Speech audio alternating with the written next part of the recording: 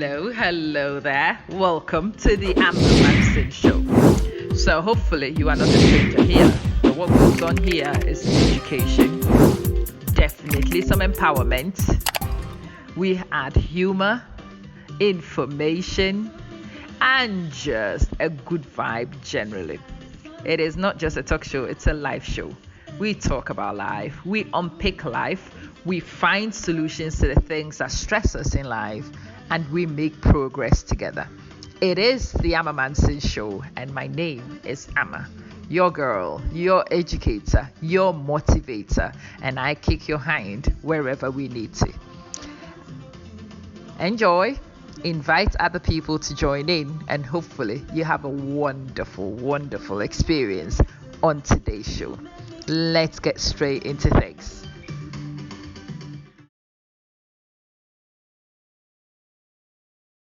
Well, hello everybody. Good afternoon. This is Amma Manson. And as I promised to do on a recent broadcast, I want to take you on a simple journey. This video is titled Ghana, My Ghana.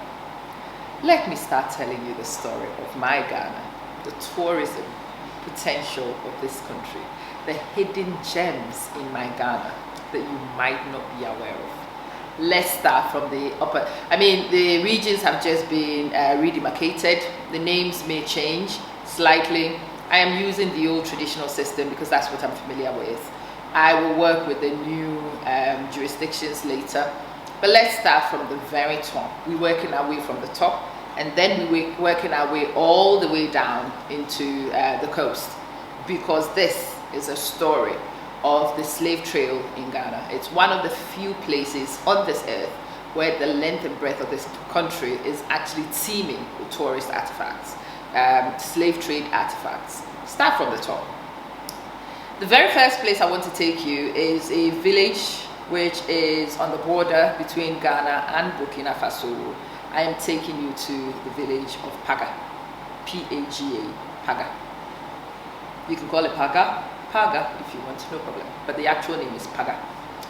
Paga in the Upper East region is the one place where you meet the most interesting spectacle. In this place, man and crocodile are brothers. And I will tell you many of these stories as we go across. Man and crocodile live as brothers. The people in this place believe that when they die, they reincarnate as crocodiles. So they see the crocodiles as their ancestors. They have this very personal bond with the crocodiles. It's very difficult to describe this until you actually see it yourself. You must see the crocodiles of Paga yourself. There are 2 or 3 ponds. You can choose which pond you go to. Some of the ponds are more commercial. The other pond is more private. But if you are lucky enough to go to the private pond, you will actually see crocodiles in a pond. Old ladies washing on the edge of the water with the crocodiles. It's teeming with crocodiles. And old ladies are washing on the shore of the pond. That's not even the most interesting things. There are children swimming in the pond in tandem with crocodiles. And they've been doing this for decades, centuries. This is not an orchestration. This is man and beast living in harmony. But the commercial pond is probably where most people would direct you to. And when you arrive at this pond, you do a very simple thing. You pay what will be the equivalent of about $3, maximum $5. And then you buy a chicken, small chicken. And that's all you need to start a tour with the crocodile. And this is what happens when you get to the pond. The most incredible thing. The reason why you have to go to Ghana. Because there is nowhere else on this earth, nowhere else, which can promise you what I'm about to explain to you. So you get to the pond, and this guy goes to the shore, and I'm looking at this guy like, what's about to happen? What is he doing? What is he doing? Right, so he stands there, he speaks a bit. I have a translator, so the translator begins to translate for me. He greets them, he checks on them, is everybody fine? Crocodiles don't do anything. I'm like, okay, it's a bit weird. Who talks to crocodiles? Well, fool me. No idea. I had no knowledge. So he says, who is hungry? 10, 15 crocodiles come. They actually stick their heads out of the water. I want to run and leave my skin at that point, because to be honest, in my head, crocodiles are dangerous. Very dangerous things. I should not be anywhere near them. I should not be anywhere near them. That's how I was raised. These were my baselines, and my alarm bells are flashing. Ding ding, dong dong, ding ding, dong dong. Safety. I am on this pond with my sister, my 2 children, her 2 children, and a few guests of ours. So we are quite a big team. I'm responsible for all these people. Alarm bells, ding ding, dong dong. I'm pushing everybody back, trying to be brave and okay. So he says to them, right, everybody wants to eat, there's only 1 chicken. So let's go through the criteria. He didn't even finish speaking. 2 of them turn around. They go back in the water because they know the first question. If you are the eldest, turn around and go back inside. When he did it, people around me were laughing because they know the eldest turned around automatically before he even spoke and went back in the water. We have still a line at the front, right? Who's not caused any trouble in the last few days? A few troublemakers turn around and they go back. This one is going to be for females only. All the males turn around regardless of age. They go back. We have a variety of females, some who are young, blah, blah, blah. He goes through the criteria. We have 2 left. So he says, well, this chicken is for anybody who now feels like they can be good enough for our guests to sit on you, to take pictures with you, to really get up close and personal with you. No problem, no problems, no nonsense. I have the chicken in my hand, and he shows them. If you want to do this job right now, get out of the water, come to the bank, and that's exactly what one of them did. It got up and it comes. At that point, I'm dying. I just want to disappear from the pond because this thing is getting quite personal. This is happening. This is happening. It's walking right close to us. Okay. He picks the crocodile by the tail, and the crocodile walks itself and comes to the bank, and it lies down. And it adjusts its tail, and it's happy and ready. Then it flattens out. It crouches, and the guy knows the agreement is in place. The safety protocols are done. He beckons me to come. Come, madam, come to the crocodile. And I'm like, okay. So I'm the biggest in this group. I'm the eldest. I brought them because I want to see this. I'm shaking, but I take very tentative steps, and I go. I pretend to be close to the crocodile, do a few things, and he says, no, put your leg over it. Excuse you? Straddle a crocodile? Are you all right? And that's exactly what I ended up doing. Straddle a crocodile. And just so I would know that the crocodile is in agreement with all this, the crocodile lifts its own tail slowly, and I actually hold the tip of a crocodile's tail. Then I pose. Then I become brave. I take very interesting things. I'm posing with a crocodile, and this is in Ghana. And it doesn't cost you much. It really doesn't cost you much to go see this. And after I had posed with a crocodile, my kids, preteen at the time, also come. My sister comes. The people, the guests we took come, and we take a lot of pictures and a lot of videos. And at the end of it, this is what was even more interesting at the end. So he says to the crocodile, you've been a very good girl. Thank you so much. These people have now seen that we are not dangerous. They've seen the partnership we have. And I honor my promise. They brought you chicken as I promised. Here is your chicken, and snap, the crocodile snaps it. Yum, yum, yum, yum, yum. It chops it, it chunks on it. And then the crocodile turns round, almost in salute, lifts the tail a little bit, and slides into the water. Transaction done. When the chicken was actually going to be fed was when I was really nervous, because I was expecting the other crocodiles, they are animals, right? Animals, they should not be able to work orderly. I was expecting some of the other crocodiles to start running from the water, to come and come make trouble, come and snatch the chicken, whatever. So at that point, I gather my team, we move as far away from the scene as possible, and not one crocodile, not one broke protocol. So I asked, what's going on? And he says, these are my ancestors. They speak to me, I speak to them. We understand each other. They know this is what feeds us, so they do it for us. And we feed them, and we take care of them, and we protect them in response. That is a beautiful sight to behold. That is a wonderful sight to behold. If you've never been to this part of Ghana, I recommend. You can reach me out. My WhatsApp number would be on the bottom. You can check out my pages. This is one of the things that I show people on my Northern Lights tour.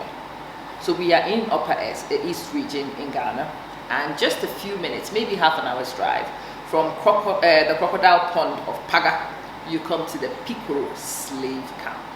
Now, if you are a diaspora, if you are anybody of black descent, anybody who might be connected to the slave trade in the diaspora anywhere, I promise you, there is nowhere on this earth which will share the history better than Pikworo slave camp.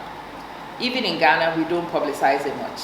We will take you to the dungeons, but the dungeons are at the end of the story. I am taking you to the source of the story, the beginning of it all. This is the collection point for the slaves, and in this place you see evidence that it was not done peacefully. The slaves were actually brought under duress. The community did not agree with it. No, they were not voluntarily giving. And even after they were taken, there were many struggles, many wars, trying to redeem these people. And you can tell it simply from the structure, the setup of the slave camp. You see the watchtower.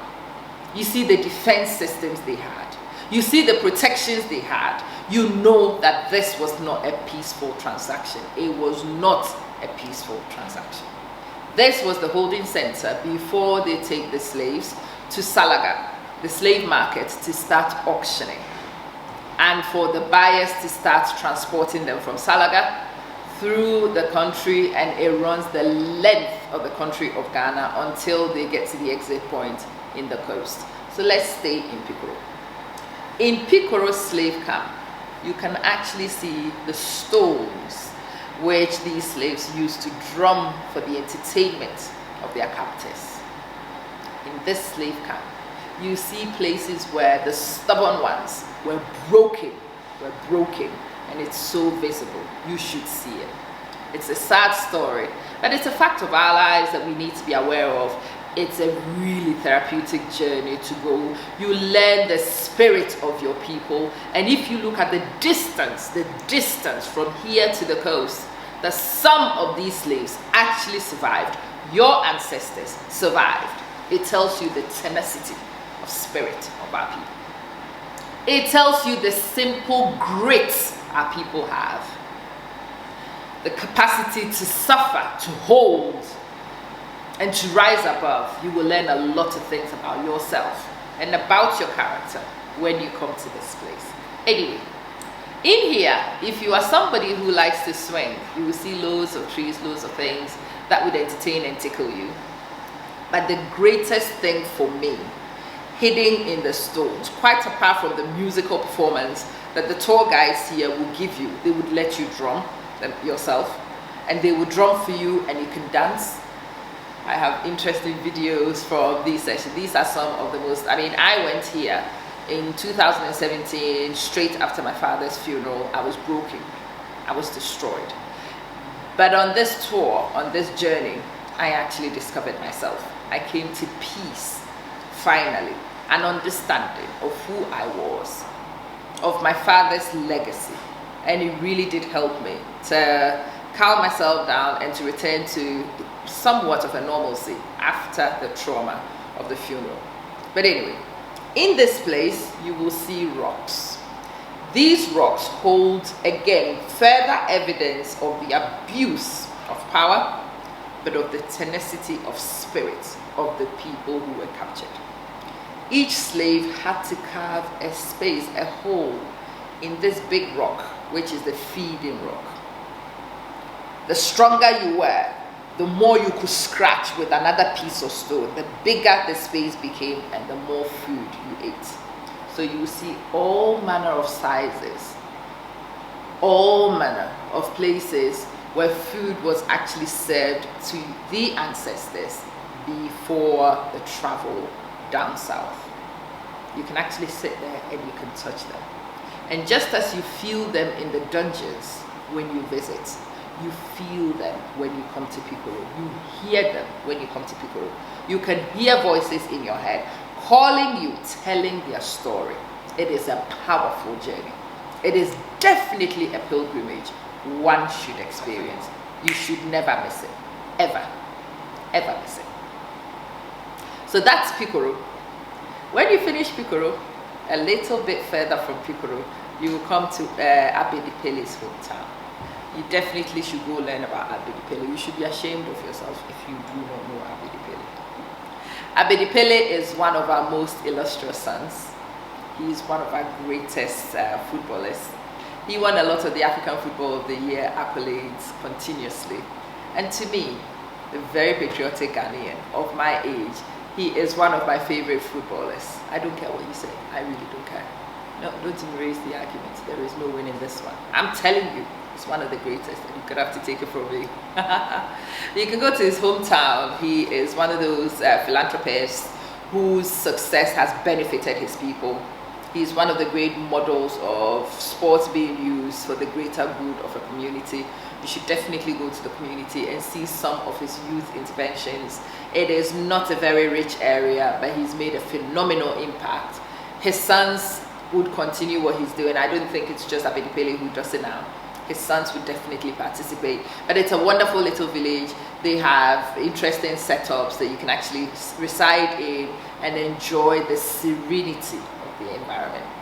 My recommendation is that you don't go in December. No, don't go at Christmas. That's the peak of the Harmattan season. The air is dry. It's very hot. It might be difficult for you to experience the temperature. It will be very different from what you see down south. So if you are not a native, if you are somebody who likes milder climates, don't go to the upper parts of the country in December, in the Harmattan season. My suggestion is that you begin this tour between April and about September, in the rainy season, in the milder season. We have two seasons in Ghana, the rainy season and the dry season. And just as the name says, the Harmattan, the dry season, is our version of winter. It's unfriendly weather. I mean, it's nothing as nasty as winter, but in comparison to the rainy season, it's a significant different season. I recommend you go between April and September and you will get the best of the weather. June, July in Ghana is the best weather ever. So summer everywhere else, beautiful season in Ghana. You should come visit at that time. If you're interested in a tour, again, do get in touch with me. I can make arrangements for you. We do both private tours and general tours. So tell me your need, tell me what you want to discover. You don't have to be a foreigner to take this one. You should be ashamed of yourself if you are Ghanaian and you don't know this yourself. You should come, you should learn, so we can market our beautiful Ghana together. Right, we are in Pikworo. We are still going down south. We come down and you would see Navrongo. You should go to Navrongo to see Navrongo Cathedral, those kind of things. But definitely the cathedral. The cathedral is one of the oldest cathedrals in Ghana. It is one of the most understated. But again, when you go there, it tells you a lot of the history. It is a cathedral, but it definitely has the Arabic influence in there. There are many things going on there that a purist, somebody who is an enthusiast, will find very stimulating. Navrongo Cathedral, you should check Navrongo Cathedral out. In that same vicinity is one of the most interesting things for me. There's a village of Sirugu. Sirugu has a women's association. A lot of people, when they hear Africans, hear marginalized women, dependent women, blah, de blah, de blah. And it's good to go to places like Sirugu because you see that is not necessarily true. Actually, that's not true of typical Ghanaian women anyway. There are some examples now that most people harp on, but our women are industrious. Our women help themselves. They don't wait for people. They are not dependent. They do the best they can for themselves, and you will see evidence of this in Sirugu, the Women's Association. The Sirugu Women's Association is a group of artisans. So they have people who do basketry, weavers, the weavers of the northern traditional fugu. You can commission these ladies, and if you want any of these things, again, get in touch with me. I will link you directly to them, and you can place your order at source. If you are going to buy fugu, buy it from associations like this. If you want shea butter, get it from groups like this, because your investment goes directly into these women. They invested in their families and in the communities, and it is one of the reasons why these women don't migrate. They stay home. They stay within the love and security of their families and protection of their families. Don't come down south and don't become victims of abuse. So by purchasing from these groups, you are actually doing social intervention. You get the item of your choice. You could have bought it in Accra anyway. But by choosing to buy direct, you could also have a social justice element to the purchases you make. And that makes it even more valuable. You get more for the money you spend. Highly recommended. If you've never taken lessons on basketry, you should definitely go up north. Spend a few days with the ladies in Sirugu, and you will learn quite a lot of things.